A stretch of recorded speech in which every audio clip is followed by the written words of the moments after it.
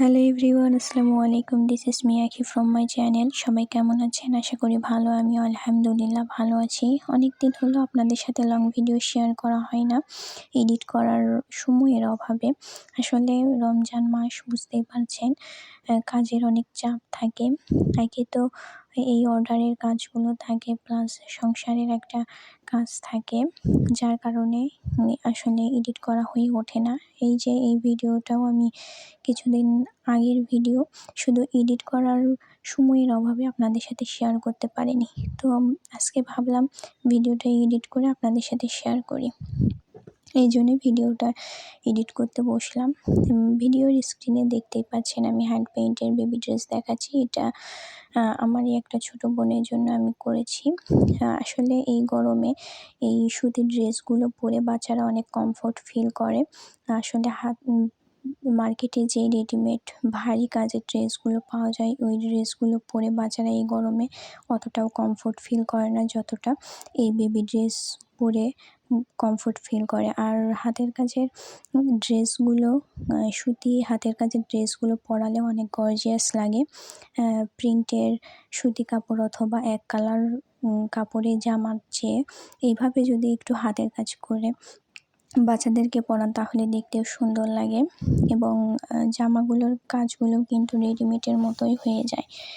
তো এইভাবে আপনারা আপনাদের বেবির জন্য বানিয়ে নিতে পারেন। আমার ভিডিও থেকে জাস্ট আইডিয়া নিতে পারেন। আইডিয়া নিয়ে আপনারা আপনাদের ইচ্ছে মতো কালার কম্বিনেশনে, ইচ্ছে মতো আপনারা, এখানে আমি হ্যান্ড পেইন্টের কাজ করেছি, আপনারা চাইলে হাতের কাজও করতে পারেন সুই সুতা দিয়ে। এটা আপনাদের ইচ্ছার উপর ডিপেন্ড করে। তবে এই হাতের কাজের ড্রেসগুলো কিন্তু বাচ্চাদেরকে পরালে আসলেই অনেক বেশি সুন্দর লাগে। হ্যাঁ, তো আমি কিছুটা সেলাইও আপনাদের সাথে শেয়ার করছি। আমি যদিও ডিটেলস এখানে শেয়ার করতে পারিনি, তবুও হালকা পাতলা শেয়ার করছি। আমি ড্রেসগুলো ফার্স্টে কাটিং করে তারপর আমি হ্যান্ড পেইন্ট করেছিলাম এবং তারপর আমি সেলাই করেছি। এতে করে মানে ফিনিশিংটা অনেক ভালো হয় এবং হ্যান্ড পেইন্ট করতেও সুবিধা হয়। কারণ হ্যান্ড পেইন্টের জামাগুলো যদি সেলাই করার পর হ্যান্ড পেইন্ট করা হয় তাহলে এক জায়গার রং আরেক জায়গায় লেগে যেতে পারে, এটার একটু ভয় থাকে। যদি আপনি ড্রেসটি কাটিং করে তারপর হ্যান্ড পেইন্ট করে তারপর সেলাই করেন তাহলে সেই ভয়টা থাকে না, সেলাই করতে অনেক সুবিধা হয়।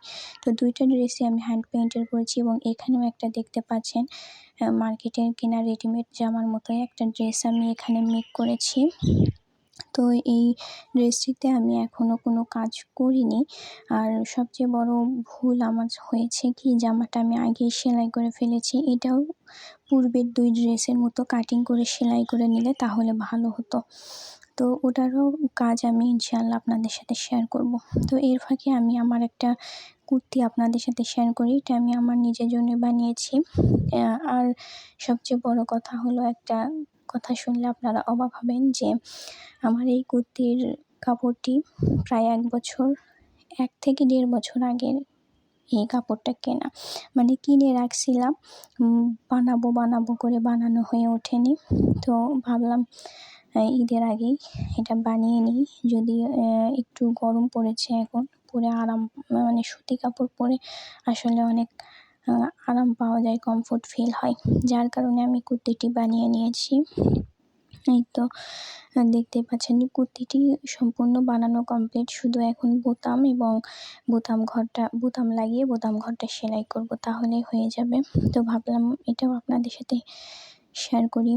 তো আমার ভ্লগ ভিডিওগুলো আপনাদের কাছে কেমন লাগে সেটা অবশ্যই জানাতে ভুলবেন না, এবং আমার আমার ড্রেস মেকিংয়ের ডিটেলস ভিডিও চাইলে অবশ্যই আমাকে কমেন্টে জানাতে ভুলবেন না।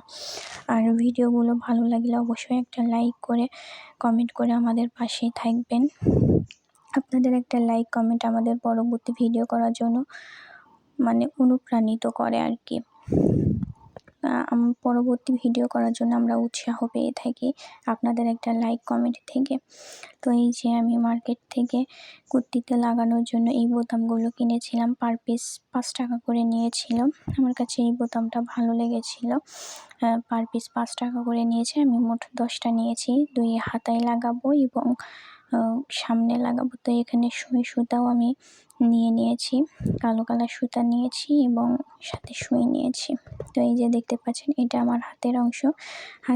আমি এখানে শার্টে যে হাতাগুলো থাকে, আসলে এই কুর্তিগুলোর সাথে এইরকম হাতটাই মানানসই হয়। তো এই যে দেখতে পাচ্ছেন আপনাদের সাথে গল্প করতে করতে আমি বোতামগুলো অলরেডি লাগিয়েও নিয়েছি।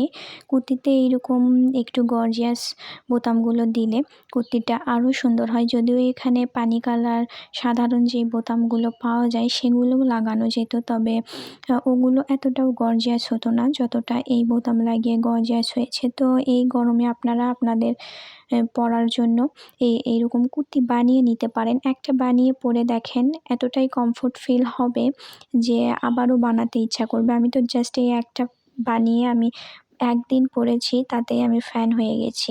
কুর্তির সাথে ম্যাচিং করে আমি একটা প্যান্টও বানিয়েছি কালো কালারের। এই যে কাপড়টা আপনাদের সাথে দেখিয়ে দিচ্ছি, যদিও এখনো বানানো হয়নি। আমি এই কালো কাপড়টা নিয়েছি প্যান্ট বানানোর জন্য। তো আপনারাও চাইলে এভাবে ম্যাচিং করে এক কালার অথবা প্রিন্টের সাথে ম্যাচিং করে এইভাবে কুর্তি এবং প্যান্ট তৈরি করে নিতে পারেন। আসলে অনেক কমফোর্ট ফিল হয়। আমি একটা বানিয়েই ফ্যান হয়ে গেছি যে আমি ভাবতেছি আবারও বানাবো। আর এক কালার গজ কাপড় নিয়ে এইরকম কুর্তি বানিয়ে যদি হাতের কাজ অথবা হ্যান্ড পেইন্ট করা হয় তাহলে ড্রেস আরও গর্জিয়াস হবে। তো আজকের মতো এই পর্যন্ত, এখানেই বিদায় নিচ্ছি। সবাই ভালো থাকবেন, আমার এবং আমার পরিবারের জন্য দোয়া করবেন এবং আপনাদের জন্য অনেক অনেক দোয়া রইল।